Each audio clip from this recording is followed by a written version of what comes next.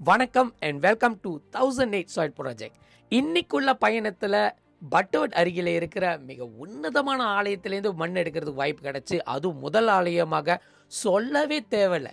இவர் பேரை கேட்டாலே பலருக்கும் கூஸ்பாம் இருக்கும். நான் சொல்லும் போதே அப்பா எனக்கே புல்லரிக்குதுப்பா. வெல்கம் டு ஸ்ரீ முன்னீஸ்வரர் ஆலயம். சுருக்கமாக சொல்லப்போனால் ஜலான் பரு முன்னீஸ்வரர் சொல்லுவாங்க.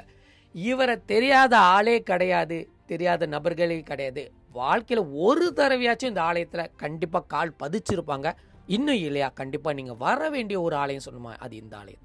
உங்களோட குடும்ப பிரச்சனை, குழந்தை பிரச்சனை, வேலை பிரச்சனை, திருமண பிரச்சனை, பலவிதமான பிரச்சனைக்கு இந்த ஒரு தெய்வம் கண்டிப்பாக நிவர்த்தனை கொடுப்பார். மனம் உருகி கேட்டால் அது நடக்கும்னு சொல்கிற ஒரு ஆலயம் தான் சொன்னால் இந்த ஆலயம் சொல்லும். அவ்வளோ விசேஷமான இந்த ஆலயம் மலேசியா முழுவதும் உள்ள கடல் கடந்து இருந்த மக்களுக்கு தெரிஞ்ச ஒரு ஆலயம். New Zealand, UK, Germany, Spain, Singapore, Indonesia பல நாடுகளில் இந்த ஒரு ஆலயத்தில் ஒரு ஃபேமிலி ட்ரிப்பாக வரும்போது இந்த ஆலயம் அவங்களோட வெக்கேஷன் குறித்து தான் இருக்கும். உதாரணத்துக்கு இந்த ஆலயத்துக்கு போயிட்டு தான் வேற இடத்துக்கு போவாங்க. அந்த மாரி அளவில் இருக்கிற இந்த ஆலயத்தோட வரலாறு சொல்லவே தேவையில்லை. குறைஞ்சது ஒரு 100 வருஷத்துக்கு முன்னாடி உருவாகின இந்த ஒரு ஆலயம் சிறு கோவிலாக இருந்துச்சு. தற்பொழுது ஒரு பெரிய ஆலயமாக இருந்து ராஜகோபுரத்தோட வலம் வந்துக்கிட்டு இருக்கு. இந்த ஆலயத்தை தற்பொழுது திருப்பணியில் இருக்கிறவாசி இந்த ஆலய நிர்வாகம் ஒரு ப்ராடக்ட்லாம் விற்கிறாங்க. உதாரணத்துக்கு கேலண்டர், ஐயாவோட ஃபோட்டோஸ், அது மட்டும் இல்லாமல் பலவிதமான நன்கொடை வகைகள் செஞ்சுக்கிட்டு இருக்காங்க. இது எதுக்குன்னா, மக்கள்கிட்ட டைரெக்டாக காசு வாங்காமல் இந்தமாரி ப்ராடக்டாக விற்கும் போது அவங்களுக்கு இந்த ப்ராடக்ட் கிடச்சிரும், ஆலயத்துக்கு நன்கொடையும் கிடச்சிரும். அது மட்டும் இல்லை, நீங்கள் ஒரு ஃபேமிலியாக ஒரு கல்லை வாங்கி கூட நீங்கள் கொடுக்கலாம். உங்கள் பேர், உங்கள் ஜாதகம், ராசி நட்சத்திரம் வச்சு இந்த ஐயாவோட கோவில் கட்டுமான பணியில் என்னோட சின்ன கான்ட்ரிபியூஷன் சொல்லிட்டு பலரும் கொடுத்துருக்காங்க. நீங்களும் கொடுக்கலாம். மேல் விவரங்களுக்கு நீங்கள் டைரெக்டாக ஜலாம்பரு முன்னீஸ்வரர் ஆலயத்துக்கு தொடர்பு கொள்ளலாம். உங்களால் முடிஞ்ச அளவுக்கு காணிக்கை செலுத்தலாம். இப்போ இந்த ஐயனை பாருங்க, எவ்வளோ ஹேண்ட்ஸமாக, எவ்வளோ அம்சமாக இருக்காருன்னு. சிறு தெய்வம்னு சொல்லுவாங்க. ஆனால் இந்த சிறு தெய்வத்தோட சக்தியை பார்த்தீங்களா? ஒரு சிறு ஆலயம் எவ்வளோ பெருசுக்கு அமைஞ்சிருக்குன்னு. கரெக்டான ஒரு மேனேஜ்மெண்ட் இந்த ஐயாக்கு வழி நடத்தி வரவாசி இந்த ஆலயம் உலகம் ஃபேமஸாக இருக்குன்னு சொல்லலாம். இந்த ஆலயத்தை சேர்ந்த மிஸ்டர் தேவா அவர்கள் என்கிட்ட ஒரு கேள்வி கேட்டிருந்தாரு. அது மட்டும் இல்லை, நீங்களும் அதே கேள்வி கேட்டிருந்தீங்க. ஏன் ஜலாம்பரு ஐயா கோயில் உங்கள் கண்ணுக்கே தெரியலையா, ஏன் எடுக்கலன்னு. நம்ப மாட்டீங்க, 1008 சாயில் ப்ராஜெக்ட் ஆரம்பிக்கும் போது 5வது ஆலயமாக இந்த ஜலான்பரு முன்னீஸ்வரர் ஆலயம் தான் இருந்துச்சு. இவர் ஆலயத்துக்கு வந்துட்டேன், ஆனால் ஐயா எனக்கு உத்தரவு கொடுக்கல. இன்று போய் நாளை வா, காலம் வர வரை காத்திருன்னு சொல்லியிருந்தாரு. அப்போ அந்த காலத்துக்காக காத்திருந்து 350வது ஆலயமாக இந்த ஜலாம்பரு ஐயா கோயிலேருந்து ஒரு பிடி மண் எடுக்கிறதுக்கு அனுமதி கிடைச்சிச்சு. நேராக மேனேஜ்மெண்ட் அனுமதி கேட்டேன். அவங்களும் தாராளமாக எடுத்துக்குங்க சொல்லி அவங்களோட தலைவருஷம் மரத்துலேருந்து எனக்கு ஒரு பிடி கொடுத்துருந்தாங்க. இப்போ இந்த வேறு விஷயங்கள் சொல்லும் போதே எனக்கே குஸ்பமாக இருக்கு.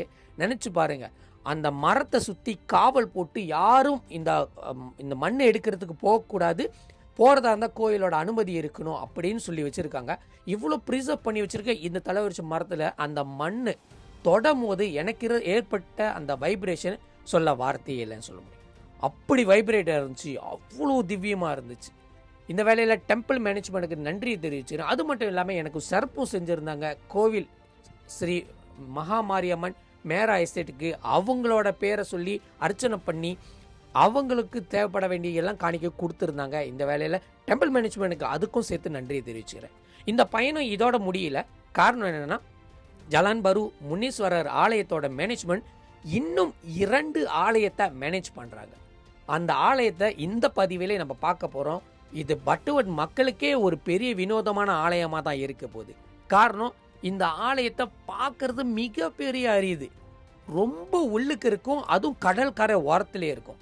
இந்த ஆலயம் சேர்ந்த மிஸ்டர் தேவா எனக்கு வழி காட்டிட்டு, இங்கே 2 ஆலயம் இருக்குது, இந்த கோயிலோட மண்ணும் நாங்கள் உங்களுக்கு கொடுக்குறோம். அது மட்டும் இல்லாமல் இந்த ஆலயமும் தற்பொழுது திருப்பணியில் இருக்குன்னு. முதல் ஆலயமாக அருள்மிகு ஆதி வேல்முருகன் ஆலயம் பிராயில் இருக்கிற இந்த ஒரு முருகனோட வேலை பார்க்கறது ஏமோ எனக்கு அப்படியே கூஸ்பாமா இருந்துச்சு. மிஸ்டர் தேவா சொன்ன தகவல் படி இந்த வேலும் புக்கே பண்டேரால இருக்கிற முருகர் ஆலயம் ஒரே நேர்கோட்டில் இருக்குன்னு சொன்னாரு. அப்போ அங்க இருக்கிற அருளை இங்க தான் வச்சிருக்காங்க சொல்லி ஒரு ஐதீகமும் இருக்கு. மிக பழமையான இந்த வேலை இன்னும் ப்ரிசர்வ் பண்ணிட்டு இருக்காங்க. இன்னும் கொஞ்ச நாள்ல இந்த ஒரு சிறிய ஆலயத்துக்கு ஒரு பெரிய கோபுரம் வச்சு ஆலயம் ஒன்று தொடங்க போறாங்க.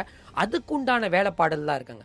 ஜலான்பரு முனீஸ்வரர் ஆலயத்தோட பணி முடிஞ்ச பிறகு கும்பாபிஷேகத்துக்கு அப்புறம் இந்த ஒரு ஆலயத்தோட கட்டுமான பணி வந்து தொடங்க ஆரம்பிக்கிறாங்க. இப்போ நம்ம இருக்கிற இந்த ஸ்ட்ரக்சர் பார்த்தீங்கன்னா இதுதான் இந்த முருகரோட ஆலயத்தோட ஸ்ட்ரக்சர். அது மட்டும் இல்லாமல் இன்னொரு ஆலயம் இருக்குது. அடுத்த பதிவில் நான் சொல்கிறேன். இந்த ஆலயத்துலேருந்து ஒரு பொடி மண்ணை கொடுத்துருந்தாங்க. அந்த மண்ணை எடுக்கும் போது இப்போ வரைக்கும் அந்த கூஸ்பம்பை என்னால் ஃபீல் பண்ண முடியுது. 351வது ஆலயத்தோட மண் எடுத்த பிறகு அதே ஆலயத்தில் இருக்கிற இன்னொரு ஆலயம், இது வந்து பட்டுவடுக்குக்காரங்களுக்கு சில பேருக்கு தான் தெரியும், சில பேர் மட்டும்தான் இந்த இடத்துக்கு வந்திருக்காங்க. இந்த ஆலயத்தோட பேர் கடற்கரை ஸ்ரீ காசி விஸ்வநாதர் ஆலயம். முருகர் ஆலயமும் விஸ்வநாதர் ஆலயமும் பக்கம் பக்கமாக கட்டப்படுற ஒரு முதல் ஆலயமாக தான் இருக்க போகுது. இதோட திருப்பணி வேலைகள் மிக விரைவாக தொடர்ந்துகிட்டு இருக்கு. அதே நேரத்தில் கல்லுலாம் இறங்கி இருக்கு. நீங்க உங்களோட காணிக்கையும் கான்ட்ரிபியூஷனும் கொடுக்கலாம். ஏன் காசி விஸ்வநாதர் ஆலயத்தை இங்க கட்டணும், எதுக்கு, என்ன அவசரம் கேட்டோமா, முன்பு இந்த இடத்துல தான் வந்து கர்ம காரியங்களும் இந்த இறந்தவங்களுக்கு திதி செலுத்துற மாதிரி ஒரு இடம் செஞ்சு வச்சிருந்தாங்க. முன்பு வந்து பந்தாய் பிரிசேலையும் பந்தாய் மருடைக்காலையும் இந்த திதி செஞ்சு பாட்டில்லாம் உடச்சி போட்டு நாசம் பண்ணி வச்சிருந்தாங்க பலர். அதெல்லாம் வந்து பேன் பண்ண கையோட நம்மளுக்கு திதியை வந்து கடல்ல கரைக்கிறதுக்கு வாய்ப்பு இல்லாத வாசி இந்த ஒரு வாய்ப்பை வந்து முன்பு உள்ள மேனேஜ்மெண்ட் வந்து ஏற்பாடு செஞ்சிருந்தாங்க. தற்பொழுது ஜலான்பரு முனீஸ்வரர் மேனேஜ்மெண்ட் எடுக்கிற வாசி இது ஒரு ஆலயத்துக்கு நல்ல ஒரு விஷயத்த செஞ்சு கொடுக்கணும், மிக விரைவாக செஞ்சு கொடுக்கணும். பிர்லீஸ், கிடா, பினேங், பேரா அவங்களோட திதி இல்லாட்டி அவங்களோட தர்ப்பணம் கொடுக்கறதா இருந்தால் கண்டிப்பாக இங்கே வந்து கொடுக்கலாம் சொல்கிற மாதிரி ஒரு வேலைகள் செஞ்சுருக்காங்க. உதாரணம், இந்த போட் ஏறி நடுக்கடலில் கூட அவங்களோட அஸ்தியை கலைக்கலாம் அல்லது தர்ப்பணம் கொடுக்கலாம். இந்த மாரி வேலைகள்லாம் வந்து நிறைய விஷயங்கள் செய்ய போகிறாங்க.